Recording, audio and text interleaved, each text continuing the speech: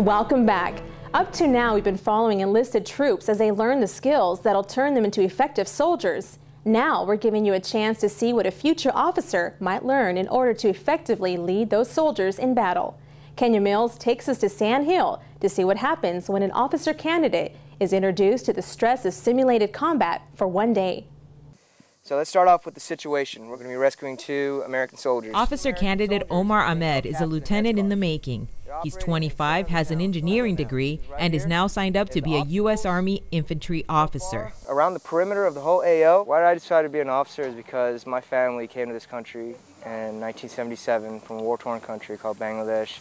This country gave them an opportunity to become something, and I wanted to give back to the country. Observations and fields of fire. Ahmed is part of a program which partners future lieutenants from the Officer Candidate School with basic training soldiers out of 254 Infantry. For one day, Ahmed is able to practice troop leading procedures with soldiers that may one day be under his command. Our avenue approach will be the road. Essentially, we're replicating the first mission that he's going to have when he gets to his unit, but he gets to do that in the safety here of Fort Benning, where a lot of the factors are diminished. We have 10 people in our soldiers. On today's mission, candidate Ahmed and his acting platoon sergeant have a squad-sized element to rescue 2 American POWs. The squad is a fraction of the platoon size he'll be expected to lead when commissioned. We'll definitely have 6. He's not maneuvering 3 or 4 maneuver elements. He's doing 1 or 2, but at his level, that's significant amount of stress built into the scenario that allows him to develop more as a leader than if he otherwise didn't participate in this mission. The troops load their simulation rounds, put on protective masks, and move out. We're moving to the objective. Over. Ahmed's team will provide cover fire while the other team rescues the POWs. Let's see how the mission plays out. All right, guys, let's go. White 4, we're clearing the building right now.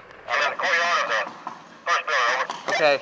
As of now, we don't have a view on you guys, so we're going to maneuver around the building so we have eyes on you, okay? See that wall right there? We're going to stack on that wall so we can get eyes on our guys on our left, okay? Our guys are on this other side of this building. Let's go. I should have pre-planned them by having numbers assigned to those buildings and have the whole platoon squad and my platoon sergeant go over it.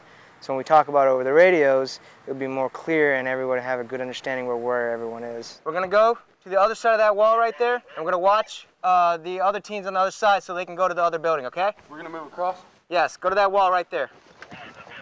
Nothing goes to plan. I mean, plan was to get inside the building, provide overwatch, but however, we couldn't break those doors down, so we had to go loop around the buildings, provide overwatch between each building. White 4, so go ahead and move to the next building. We're watching your 6. It was intense, you know, you have to make quick decisions. White 4, this is White 1.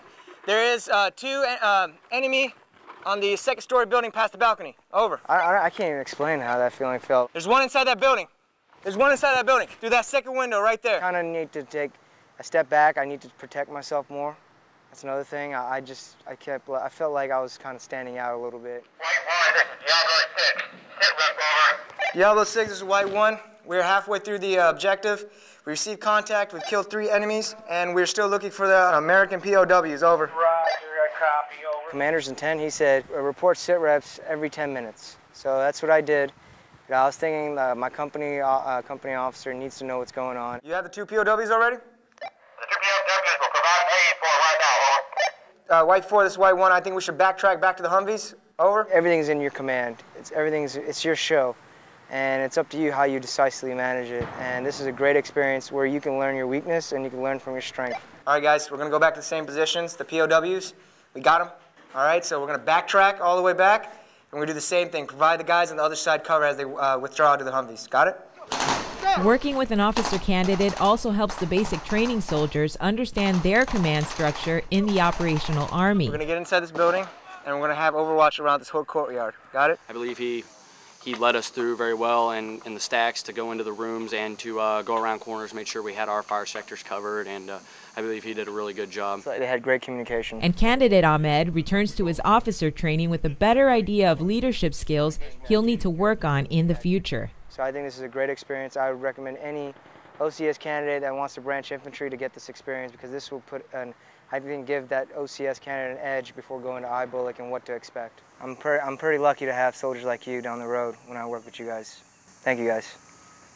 This is a partnership between 2nd Battalion, 54th Infantry Regiment and the Officer Candidate School. It's been going on for 9 months now, and it's open to infantry or armor OCS candidates. Kenya Mills, Fort Benning TV.